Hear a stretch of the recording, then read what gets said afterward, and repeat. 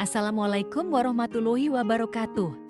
Pada video ini, kami akan menyampaikan hasil diskusi ruang kolaborasi modul 2.1 tentang pembelajaran untuk memenuhi kebutuhan belajar murid. Perkenalkan, kami dari kelompok 3 yang beranggotakan Wahyuning Wahidah dari SMTN 1 Sragi dan Mita Ristia Pratiwi dari SMTN 1 Kedunguni.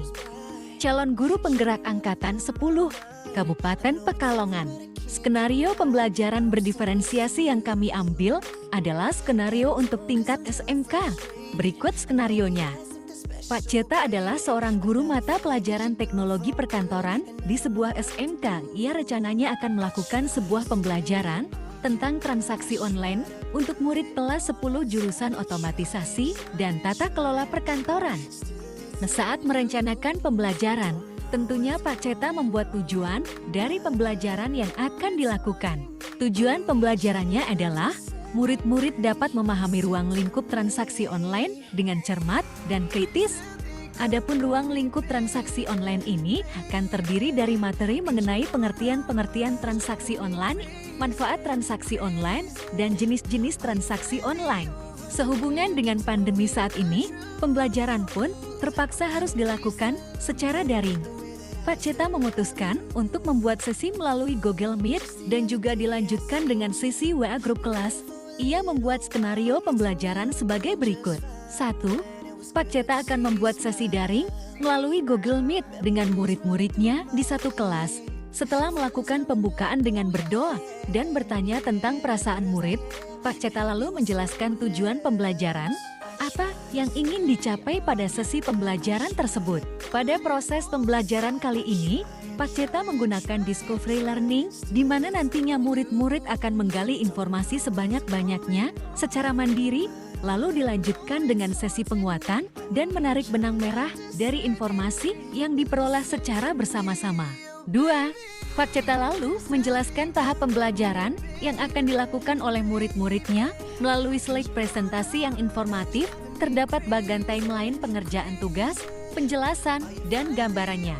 Ia menjelaskan bahwa topik yang harus digali oleh murid secara mandiri di rumah adalah tentang ruang lingkup transaksi online yang terdiri dari materi mengenai pengertian-pengertian transaksi online, manfaat transaksi online, dan jenis-jenis transaksi online. Setelah itu, murid-murid dibebaskan untuk membuat rangkuman dari informasi yang didapatkan dalam ragam bentuk poster, PPT, note, mind map, dan lain-lain agar lebih mudah dan dirasa dapat menggambarkan pemahaman mereka. Setelah itu di sesi selanjutnya, murid-murid akan kembali ke ruang online Google Meet kelas dan berbagi mengenai informasi yang diperoleh, lalu Pak Ceta akan memandu proses penarikan benang merah. 3. Di akhir pertemuan daring, Pak Ceta memberikan waktu untuk muridnya mengajukan pertanyaan jika ada hal-hal yang kurang dimengerti. Setelah itu ia juga mempersilahkan muridnya untuk menghubungi via WA kelas jikalau ada kebingungan saat menggali informasi secara mandiri di rumah. Tak lupa ia memberikan semangat. 4. Untuk memudahkan murid-murid, Pak Ceta pun membagikan slide presentasinya ke dalam grup WA kelas. Tak lupa Pak Ceta pun memantau proses pekerjaan mandiri murid melalui pertanyaan singkat di grup WA dan mengingatkan para murid ketika menggali informasi tak lupa mencatat sumber informasinya. 5. Saat proses memantau ini, Pak Ceta juga melakukan asesmen informal. Ketika kemudian ia menemukan beberapa murid-muridnya ternyata masih ada miskonsepsi dan perlu bantuan.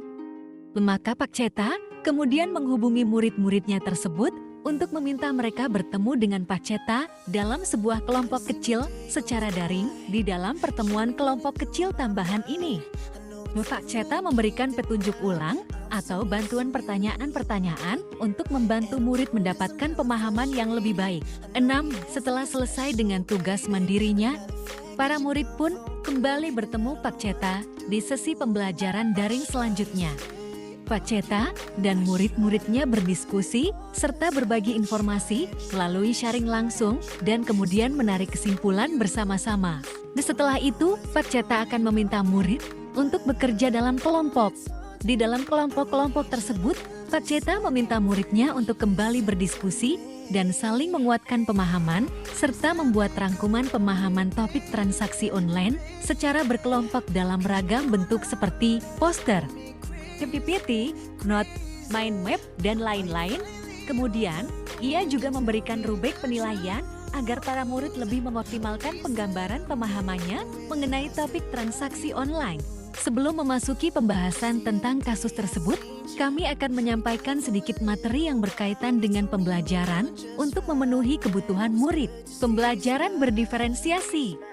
Pembelajaran berdiferensiasi adalah usaha guru untuk menyesuaikan proses pembelajaran di kelas untuk memenuhi kebutuhan belajar individu murid. Menurut Tomlinson, dalam kelas yang mengimplementasikan pembelajaran berdiferensiasi, seorang guru melakukan upaya yang konsisten untuk merespon kebutuhan belajar murid. Pembelajaran berdiferensiasi memberi keleluasaan pada siswa untuk meningkatkan potensi dirinya sesuai dengan kesiapan belajar, minat, dan profil belajar siswa tersebut. Pembelajaran berdiferensiasi tidak hanya berfokus pada produk pembelajaran, tapi juga fokus pada proses dan konten atau materi kebutuhan belajar murid. Kebutuhan belajar murid didasarkan pada 3 aspek, yaitu kesiapan belajar murid readiness, minat murid, profil belajar murid. Kesiapan belajar readiness murid merupakan kapasitas untuk mempelajari materi, konsep, atau keterampilan baru. Minat merupakan suatu keadaan mental yang menghasilkan respons terarah kepada suatu situasi atau objek tertentu yang menyenangkan dan memberikan kepuasan diri. Profil belajar murid mengacu pada cara-cara bagaimana murid sebagai individu paling baik belajar. Hal ini dimaksudkan untuk memberikan kesempatan kepada murid untuk belajar secara natural dan efisien. Pembahasan dari studi kasus yang telah disampaikan di depan. Pertanyaan pertama, apakah kebutuhan belajar murid yang berusaha dipenuhi oleh guru? 1. Kesiapan belajar. Pembelajaran melalui Google Meet dan grup WA untuk membahas tentang transaksi online secara lebih mendalam yang meliputi pengertian, manfaat, dan jenis-jenis transaksi online dan keterampilan mandiri dalam menggali informasi. 2. Minat murid. Membuat rangkuman pemahaman topik transaksi online secara berkelompok dalam ragam bentuk poster, PPT, note, mind map, dan lain-lain. 3. Profil belajar. Guru menjelaskan materi melalui slide presentasi, membagikan sumber belajar melalui WhatsApp kelas, dan membentuk kelompok kecil, serta memberikan bantuan tambahan. Pertanyaan kedua, bagaimana cara guru tersebut menentukan kebutuhan belajar muridnya? Kesiapan belajar melalui guru melakukan analisis materi ajar dan penggunaan discovery learning dalam pembelajaran. Profil belajar dengan memberikan bantuan tambahan dan kelompok kecil pada murid yang belum memahami konsep dan memerlukan bantuan. Minat dengan membebaskan murid dalam membuat rangkuman hasil diskusi bisa berupa poster, PPT, note, mind map, dan lain-lain. Pertanyaan ketiga, strategi pembelajaran berdiferensiasi apa yang digunakan? Strategi pembelajaran berdiferensiasi yang diambil adalah diferensiasi produk, yakni membebaskan murid untuk membuat rangkuman dari informasi yang didapatkan dalam ragam bentuk seperti poster, PPT, note, mind map, dan lain-lain yang dapat mempermudah murid dalam menggambarkan pemahaman mereka. Diferensiasi proses yakni guru membuat kelompok kecil secara daring bagi murid yang masih mengalami miskonsepsi. Dalam pertemuan kelompok kecil tambahan ini, guru memberikan petunjuk ulang atau bantuan pertanyaan-pertanyaan untuk membantu murid mendapatkan pemahaman yang lebih baik.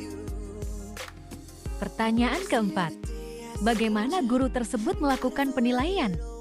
Guru melakukan penilaian informal dan juga penilaian terhadap produk dan hasil identifikasi murid tentang transaksi online dengan terlebih dahulu memberikan rubrik penilaian.